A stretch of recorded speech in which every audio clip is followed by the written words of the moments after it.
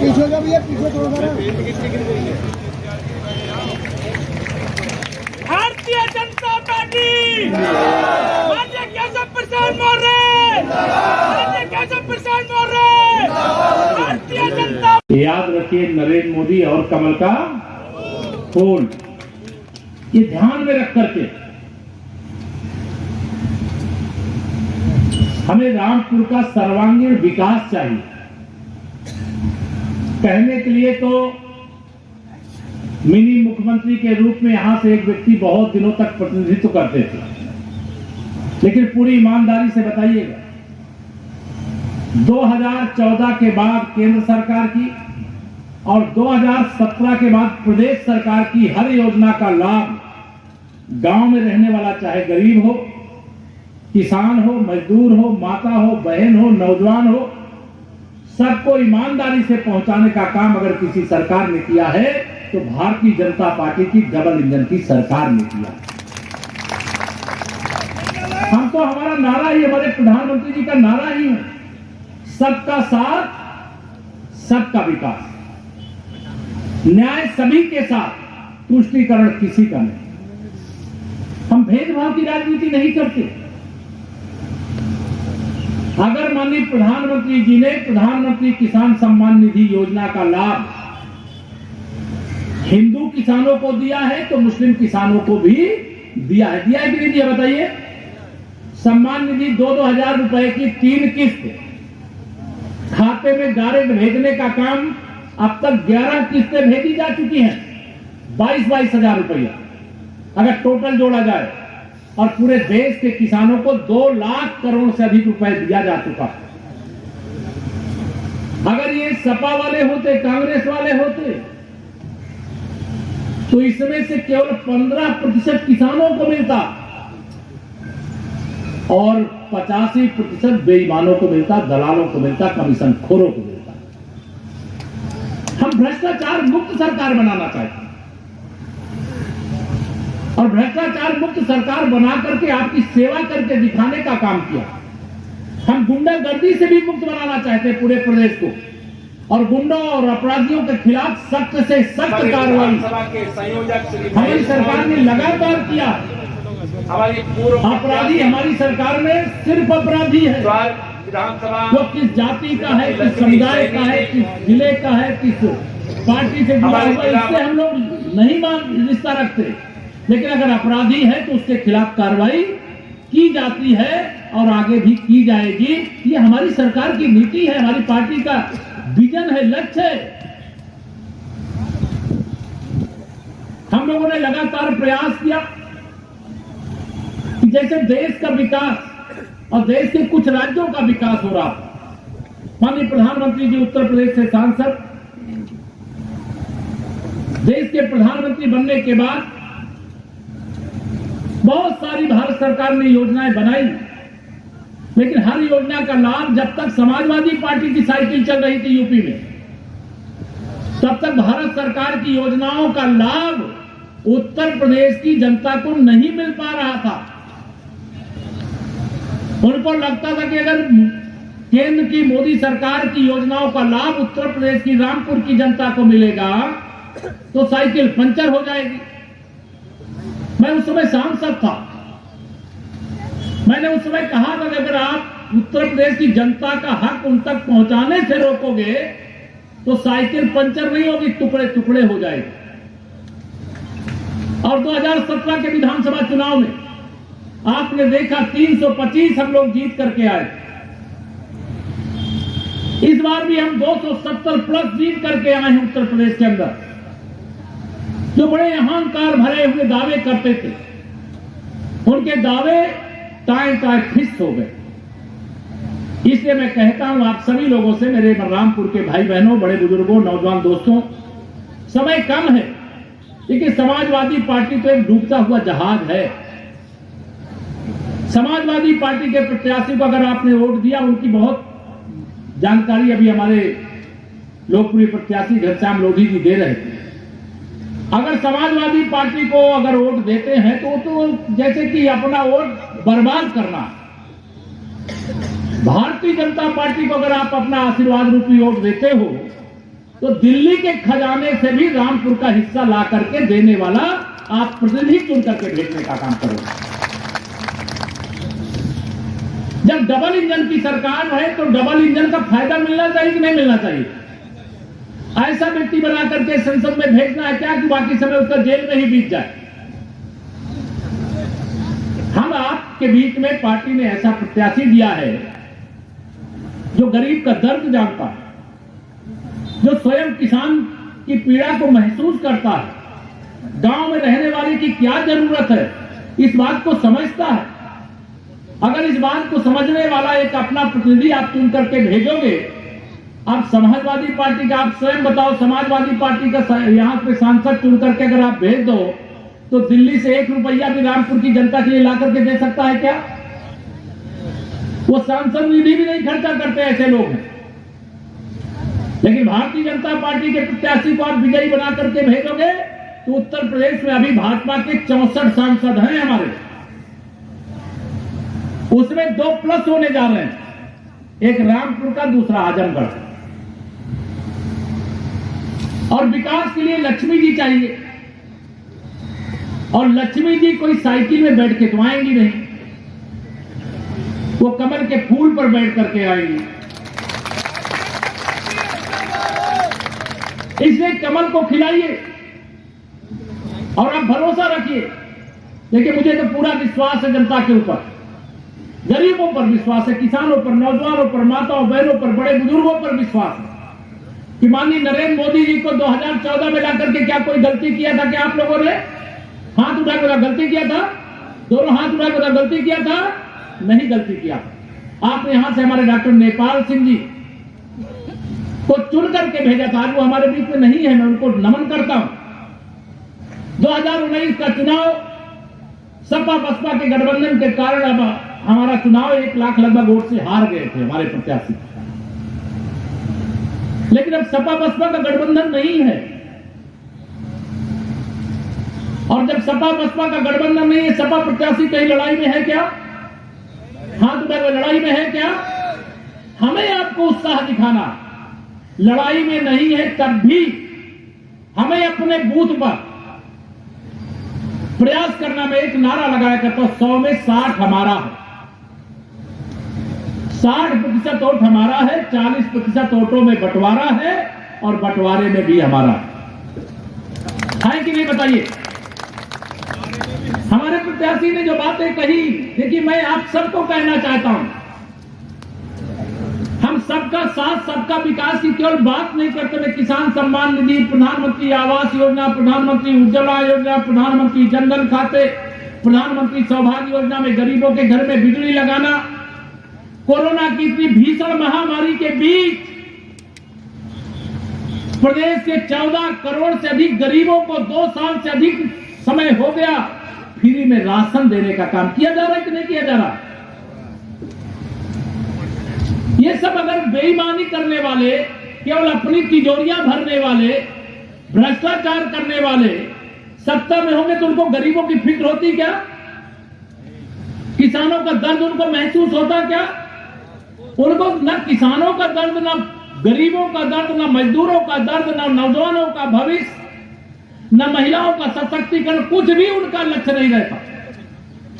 उनका एक ही लक्ष्य रहता है कि किसी तरीके से जाति में बांटो, धर्म में बांटो, और वोट लेकर के संसद और विधानसभा में पहुंच जाओ और 5 साल जाकर के अपना आनंद से बिताओ, और उसके बाद फिर वोट लेने के लिए चले आओ कि मैं तो फला हूं, मैं तो तुम्हारी जाति का हूं, मैं तुम्हारे धर्म का हूं, तुम मुझे वोट दे दो। आपने माननीय नरेंद्र मोदी जी को कभी छुट्टी लेते हुए 2014 से 2022 के बीच में एक दिन की भी छुट्टी उन्होंने लिया है क्या? जो दिन रात केवल देशवासियों के लिए, प्रदेशवासियों के लिए परिश्रम की पराकाष्ठा गरीबों के लिए कर रहा, उनके हाथ को हमारी केंद्र में सरकार है, और हमारी सरकार ना कोई 2 सांसद से गिर जाएगी, ना तो बन जाने वाली बात है। लेकिन अगर दोनों सांसद हमारे आजमगढ़ हम जीत रहे, कल मैं वहां भी जा रहा हूं, रामपुर हम जीत रहे हैं, लेकिन हम जीतने के लिए आपको जिम्मेदारी देकर के जा रहे हैं। घनश्याम लोधी जी को प्रत्याशी मत मानना, आप अपने आप को प्रत्याशी मानना। मानोगे अपने आप को प्रत्याशी?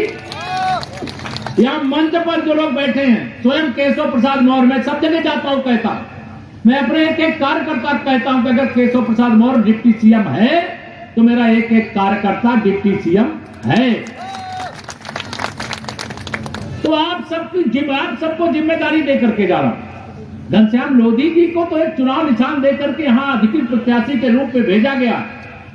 घनश्याम जी सांसद बनेंगे, लेकिन जीतेगी भाजपा, जीतेगा कमल। और जब कमल जीतेगा तो कमल खिलाने वालों की छाती चौड़ी होगी कि नहीं चौड़ी होगी, बताइए। उसे चौड़ा करने का काम, उस विश्वास को अर्जित करने का काम हो गया। 2022 में 400 सीट जीतने वाले भाजपा 3 भी नहीं जीते, इस प्रकार की बयानबाजी करने वाले लोगों को जनता ने विदा कर दिया। अब सपा वापस आने वाली है क्या? आपको लगता है क्या कभी? सपा का कोई भविष्य नहीं। सपा समाप्तवादी पार्टी है,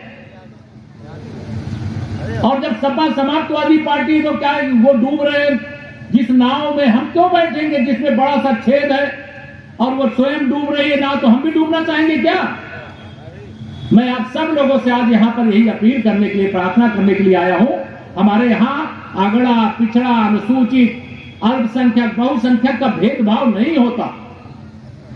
मेरे प्रधानमंत्री जी ने जब स्वच्छ भारत स्वस्थ भारत का नारा दिया तो बताइए, अपने हाथ में झाड़ू लेकर के स्वच्छ भारत अभियान में स्वयं शुरुआत किया था कि नहीं किया था, बताइए। जब उन्होंने प्रयागराज के कुंभ में डुबकी लगाई तो डुबकी लगाने के बाद लोग साधु संतों के पास जाते थे जाके आशीर्वाद लेने, लेकिन वहां जाकर के वो हमारे जो अनुसूचित वर्ग के भाई बहन सफाई के काम में लगे थे, उनको कुर्सी पर बैठा करके स्वयं जमीन में बैठ करके उनका चरण धोने का काम किया, उनको सम्मान देने का काम किया। यह सम्मान और कोई दे सकता है क्या?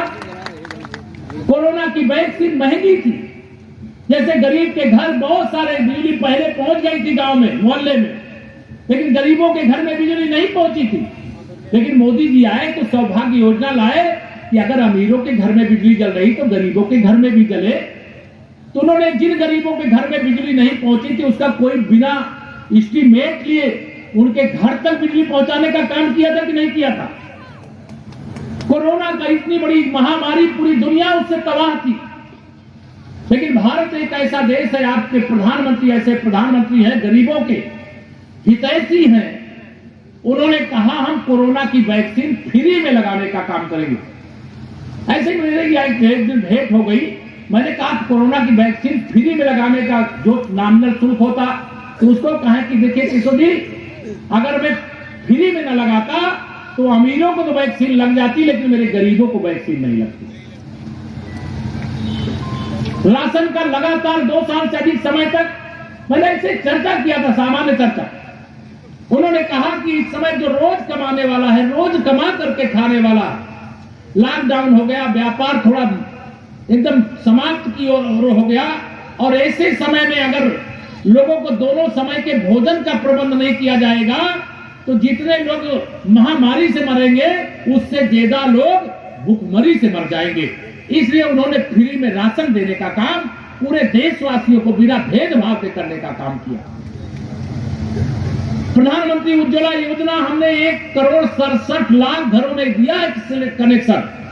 अभी उत्तर प्रदेश सरकार जब हमारी बनी थी, हमने जब चुनाव के मैदान में थे और सरकार बनने के बाद पहला बजट लाए और हमने वादा किया था जनता से कि अगर आप हमारी सरकार फिर से बनाओगे तो जिनको प्रधानमंत्री उज्ज्वला योजना के अंतर्गत हमने गैस का कनेक्शन दिया है, 1 साल में 2 बार उनको गैस का सिलेंडर सरकार भरा करके देने का काम करेगी। यह बजट भी हमने पास कर दिया है, उत्तर प्रदेश की सरकार ने पास कर दिया। हम जो वादा करते हैं उसे निभाने का काम करते हैं। हमने कहा था न गुंडा राज रहेगा, न माफिया राज रहेगा, न भ्रष्टाचार रहेगा, उसे खत्म करने का काम किया है। देखिए, चाहे मोहम्मद आजम खां हो, चाहे ओवैसी हो, चाहे अखिलेश यादव, ये मुझे खुशी है कि रामपुर कभी किसी दंगे का शिकार नहीं हुआ, लेकिन प्रदेश के युवाओं को भड़काने का काम इनके बयान से लगातार किया जाता है। और भड़काने का काम इस प्रकार किया जाता है जैसे कि अगर वो किसी मुकदमे में फंस जाएंगे तो जेल में पहले सबसे मिलने के लिए मोहम्मद आजम खां, ओवैसी और अखिलेश यादव जाएंगे। ये जाएंगे, बताओ, कोई लड़के अगर फंस जाएंगे किसी कारण से तो जाएंगे, जमानत कराएंगे क्या? ये लोग केवल फंसवाने का काम करते हैं। अरे हम जब मिल करके अगर हम अपने प्रदेश को आगे बढ़ा सकते हैं, अपने परिवार को आगे बढ़ा सकते हैं, और एक मजबूत सरकार देश में चल रही जिसका डंका पूरी दुनिया में बज रहा है। भारत का प्रधानमंत्री जब जापान के अंदर जाता है, दुनिया के शक्तिशाली देश के जो राष्ट्रपति प्रधानमंत्री हैं हमारे प्रधानमंत्री के पीछे चलते हैं, तो हर देशवासी की छाती चौड़ी होती है कि नहीं चौड़ी होती है? चाहे चीन हो चाहे पाकिस्तान हो, हम किसी को छेड़ेंगे नहीं, लेकिन कोई हमें छेड़ेगा तो हम उसको छोड़ेंगे नहीं। पहले गोली हम नहीं चलाएंगे, अगर दुश्मन की तरफ से गोली चलेगी तो इधर से गोला बरसाने में भी संकोच नहीं करेंगे। यह संदेश देना गलत है क्या? कोई हमारी सीमाओं का अतिक्रमण करे, वो नहीं स्वीकार है। अब ये कमजोर सरकार नहीं, एक मजबूत सरकार है, और दुनिया की सबसे बड़ी मजबूत सरकार है, और दुनिया का सबसे शक्तिशाली नेता नरेंद्र मोदी आज हमारे पास है। इसलिए मैं आप सब लोगों को आज यहां पर अपील करने के लिए आया हूं। 23 तारीख को मैं तो आज आप सबके बीच में प्रचार करके अभी चला जाऊंगा, लेकिन 23 तारीख के बाद घनश्याम लोधी जी को जब आप भारी मतों से विजयी बना करके देश की संसद में भेज देंगे, आगे यहां पार्टी के और घनश्याम जी जब कोई कार्यक्रम ऐसा बने, एक बार फिर आपके बीच में आकर के आप सबका आशीर्वाद लेना चाहेंगे।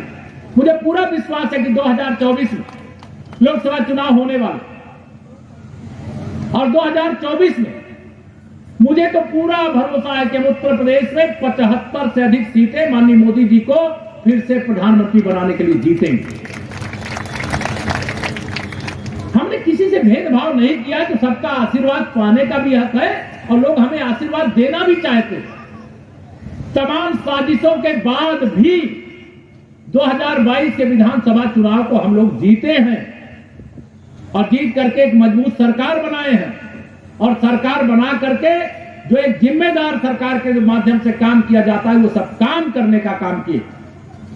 मैं आप सबको यहां भरोसा दिलाना चाहता हूं कि हमारी डबल इंजन की सरकार के माध्यम से रामपुर उत्तर प्रदेश के विकास के लिए कहीं कोई कमी न रखी गई है न रखी जाएगी। भारत सरकार हमें पूरा सहयोग दे रही है, लेकिन जब आपका सांसद चुन करके जाएगा, क्योंकि केंद्र में भी हमारी ही सरकार, भारतीय जनता पार्टी की मोदी जी के नेतृत्व में सरकार है, अगर वहां की कोई बड़ी योजना लेकर के आना है तो समाजवादी पार्टी की साइकिल के बल पर तो नहीं लाया जा सकता।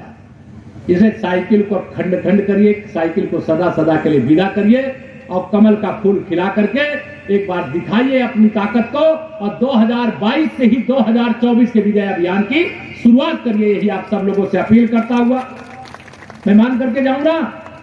23 तारीख को कमल खिलेगा, सुबह 6 बजे वोट डालने के लिए अपने अपने बूथ में लग जाओगे। जो लोग हाथ उठा के बताइए, हम अपना वोट डालेंगे, लोगों का वोट डलवाएंगे, और आपको मैं भरोसा दिलाता हूं ये वोट नहीं, हम वोट के रूप में आपसे कर्ज लेकर के जा रहे हैं, ब्याज के साथ विकास करके चुकता कर देने का काम करेंगे। इसलिए आप मेरे भारतीय जनता पार्टी के प्रत्याशी भाई घनश्याम लोधी जी को रिकॉर्ड वोटों से विजयी बना करके भेजें, और अपनी विधानसभा से, 5 विधानसभा से रिकॉर्ड अंतर से मिलेगी जीत, लेकिन आप अपनी विधानसभा का उत्तरदायित्व तो लेकर के जाइए कि मैं अपने विधानसभा क्षेत्र से सबसे अधिक अंतर से विजयी बना करके भेजने का काम करोगे? सबसे ज्यादा लीड आपके हाथ मिलेगी? दोनों हाथ उठाकर बोलिए, मिलेगी? तो मेरे साथ दोनों हाथ उठा करके बोलिए, भारत माता की, भारत माता की जय श्री राम। बहुत बहुत धन्यवाद।